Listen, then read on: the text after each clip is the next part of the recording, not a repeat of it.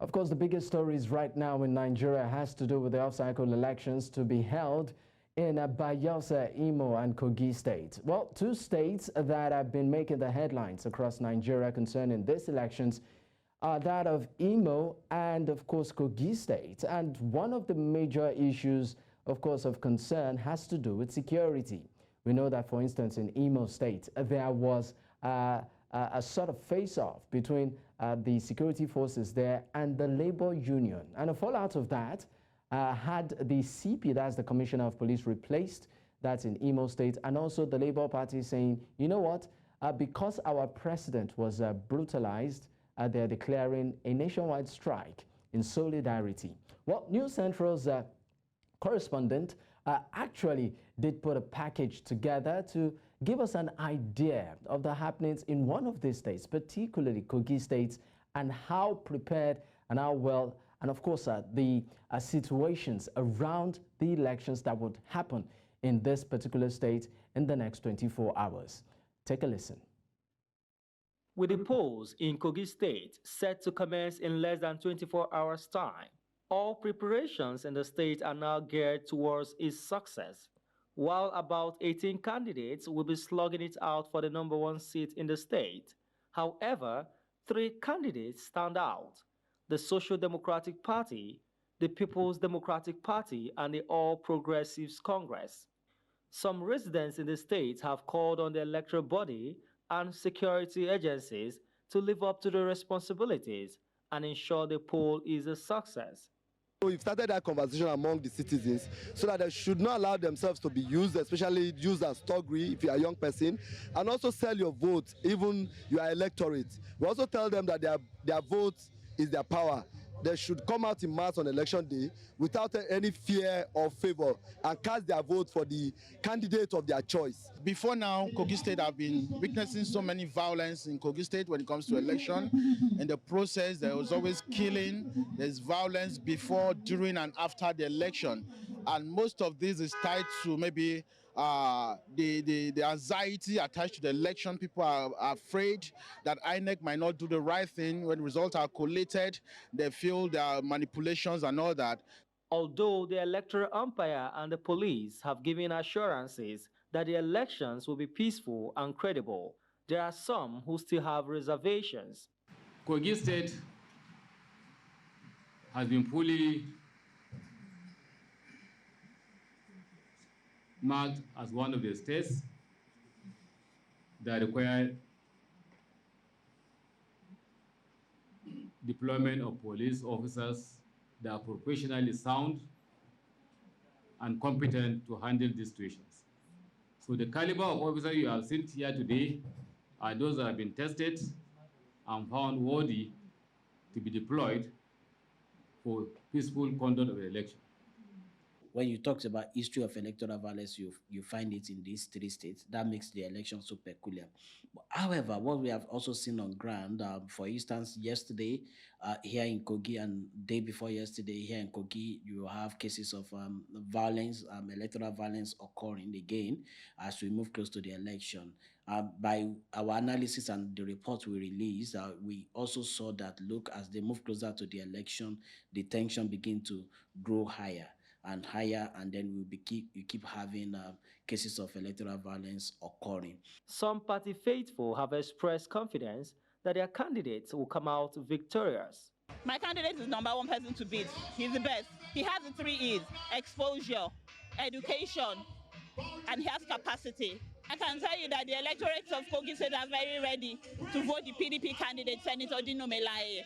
And we have made every necessary arrangements with the security agency to ensure that our votes count, the votes of our supporters count.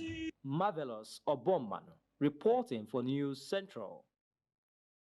And of course, there you have it. We can only hope for the best in Kogi, Imo, and of course Bayelsa State as they hold the off-cycle election tomorrow. News Central will definitely keep you up to speed as we will be having election special tomorrow at News Central, all the way from the morning till the last, of course, ballot is counted. So you might just want to keep it locked at News Central. But right now, let's move to Kenya, right? We, of course, the Kenya's President, William Ruto, defended his tough economic measures while addressing the nation. In his first State of the Nation address since coming to power last year. Now, the president said that though tough measures were necessary to get the country back on track, removal of fuel and food subsidies did not go down well with the people who were struggling against inflation and the steady erosion of the value of their local currency against the greenback. Now, the present regime also introduced new taxes to mop up resources on the plea of committing more resources for development works. Now, Maina, development economist, all the way from Nairobi, Kenya, joins me right now. Thank you so much for your time, Annie. Thank you. Now, how dire is the economic situation in Kenya, given this revelation by the president? The economic situation in Kenya is dire because we are coming from a place where during the campaigns we were promised something different. And during now when the government took over, we are seeing different things in terms of even the cost of living being worse than when the current government regime came in. We are finding that even taxes are the tax burden itself for the Kenyan common citizen is actually very stressful, given that everything is on the rise, but you find that majority of the people or majority of the citizens, the salaries are constant. So it tends to be about a bit more strenuous for the citizens of Kenya. And the state address yesterday did not help a lot of things because a lot of things were left out in terms of the addressing them and how we are going to overcome them in future. Will you rate, of course, the president's approach so far, particularly in tackling these challenges? We know that the local currency against the greenback, is something to talk about. There's also the issue of subsidy removal on fuel and food. Those are real issues that people, encounter day to day. And the president, of course, is introducing some, what I call it, economic approach. How would you rate his approach to these challenges? The approach is much welcome, especially given the removal of the subsidies. But one thing we are supposed to understand is that an economy can never grow on taxes alone. So increasing the taxes will not grow the economy or will not make it better. Meaning that these subsidies are put in place to be able to caution the common citizen against some economic impacts and economic conditions that have been experienced.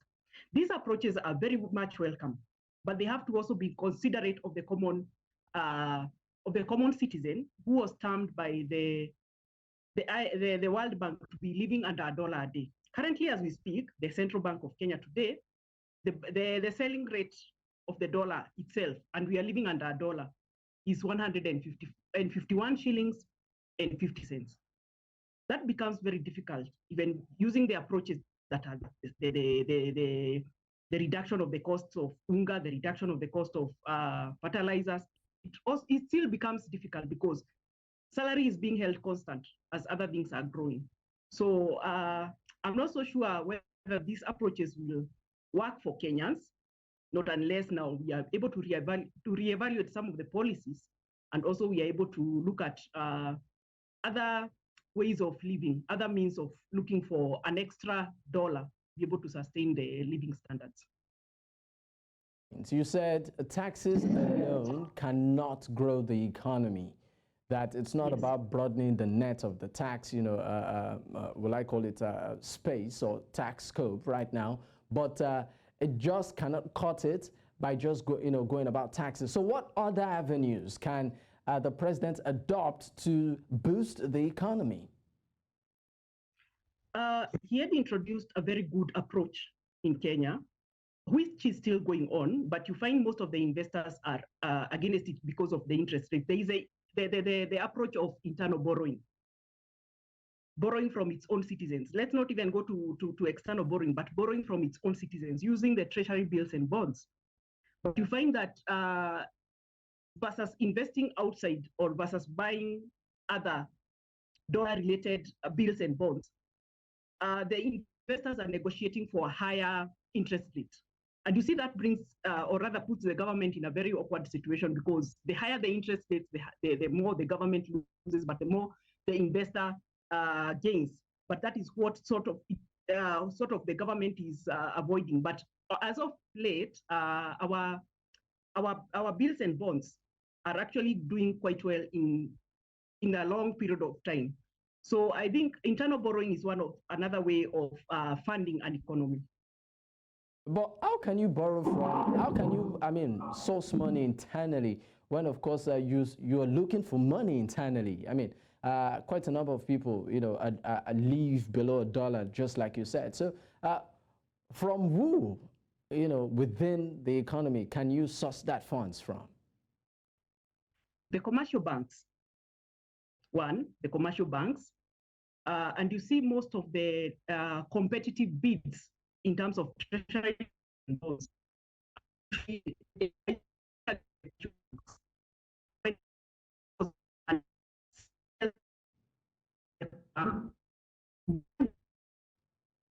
I'm sorry, Annie, we are unable to hear you properly. It appears like we have some sort of network distortion there. Annie, can you hear me? Okay, once we are able to connect, of course, we will continue the conversation. We were actually giving you or keeping you up to speed with economic situations in Kenya. Recently, the president actually did give a State of the Nation address where he, of course, highlighted that difficult economic decisions will have to be taken to boost the current economy of Kenya, which, of course, is reeling at the moment. We know that right now a subsidy has been removed on fuel and, of course, on food, which, of course, is basic for many Kenyans. And since the COVID-19 pandemic, not just Kenya, but quite a number of countries across the world are trying to fight back into economic prosperity. Even though the Kenyan government or the Kenyan president has tried so much in terms of putting policies together to ensure that the country, gets back on track economically, there has also been some sort of criticism too on some of his approaches, particularly his travel expenses and also his some international commitments he made as regards contributing police officers to fighting gangs in Haiti. Now, the question a lot are asking is, how do you finance such, huge monumental expenses when you're saying that the economy is at a dire situation? These are really topical issues that, a lot of experts are asking to be addressed. Now, President William Ruto actually, is trying so hard to ensure that, of course, he gets the country and, of course, the economy particularly back on track in spite of the many economic challenges. But we have Annie back. And, of course, Annie, great to have you back. Thank you. All right, we lost you for a while there. But let's talk about some of the, well, I call it hard knocks the president is actually receiving at the moment. And a part of it has to do with his travel expenses, which some have said that, look, it's out of the roof. We see you virtually at every summit, international summit, global summit.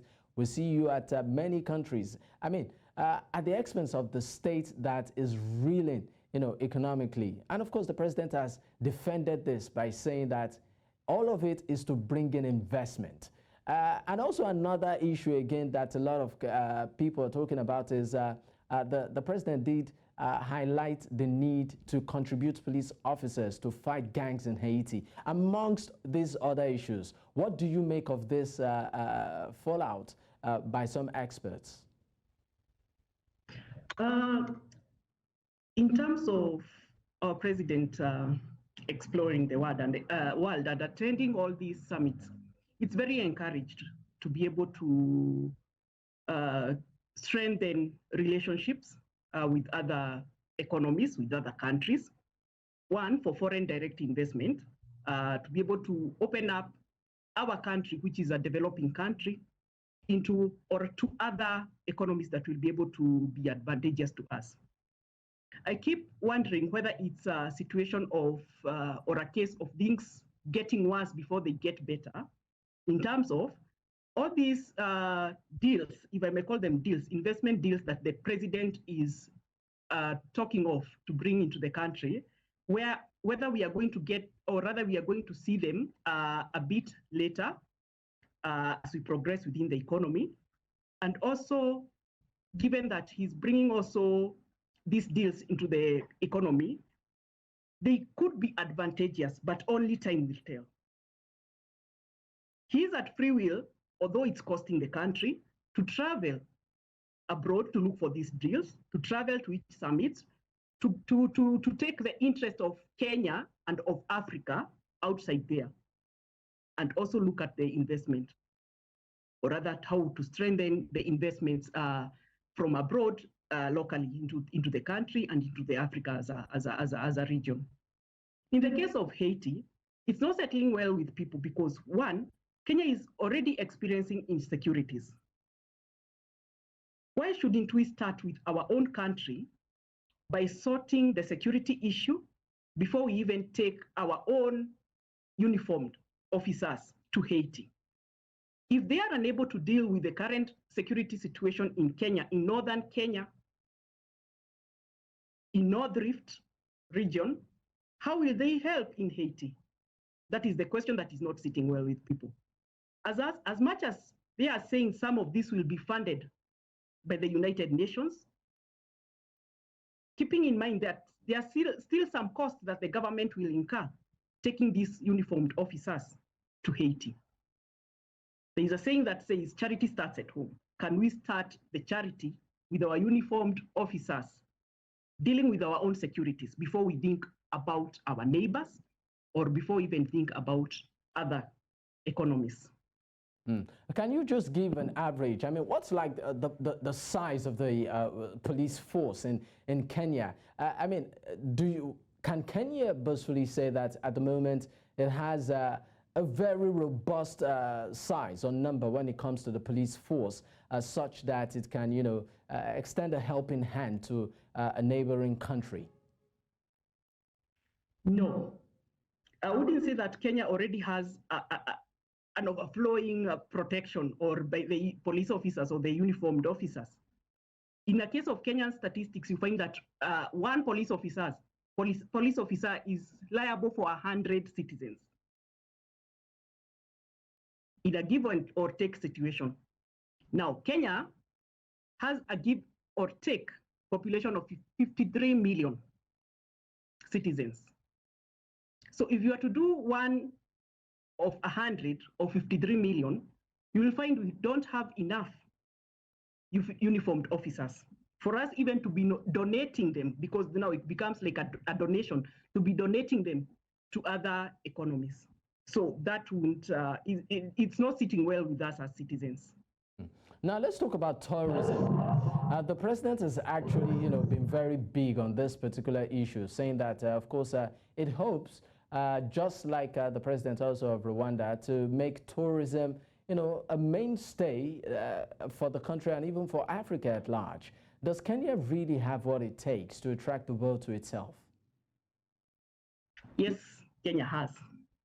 One thing about Kenya when it comes to even the natural resources and the outlook of the country in itself, in terms of what it's endowed with naturally, Kenya is a very hot spot for tourism.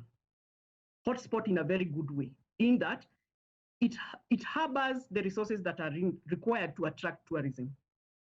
And we actually have a tourism board of Kenya that actually now does all this advertisement, that does all this sensitization about all the tourist attractions within Kenya. So if Kenya would, among other sectors, actually capitalize on tourism, it would be able to support the economy of Kenya. So yes, Kenya, in terms of tourism, can do very well. It still has room. It's doing well, but it still has room to do even better. I'll let you go. What areas do you think the president is actually leaving out in all of this when it comes to economic growth?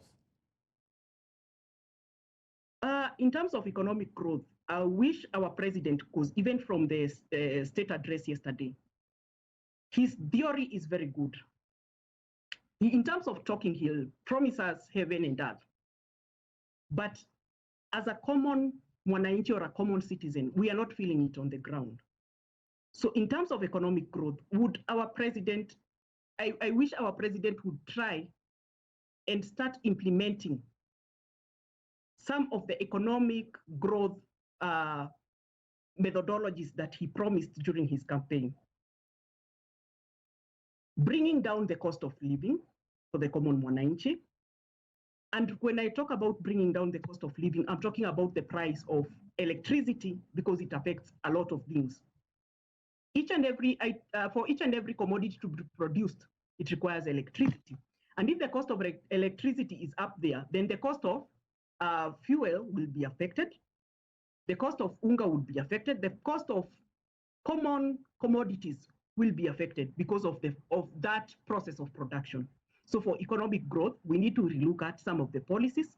We need to also implement, or rather we need more economists in the government for the implementation of the manifesto that our president put in during his campaign period.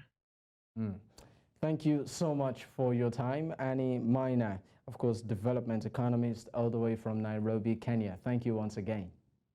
Thank you. I mean, so much has been said today, and of course, it's all for the good of the African continent. Don't forget, News Central tomorrow will be keeping up to speed as regards the election, off-cycle elections in Imo, Kogi, and of course, Bayelsa State in Nigeria from the very wee hours of the morning up to when, of course, the last vote will be counted. So you might just want to stick around with us at News Central Television. Well, it's a wrap on the show today. See you again next time. My name is Dapo Adegboye. Bye for now.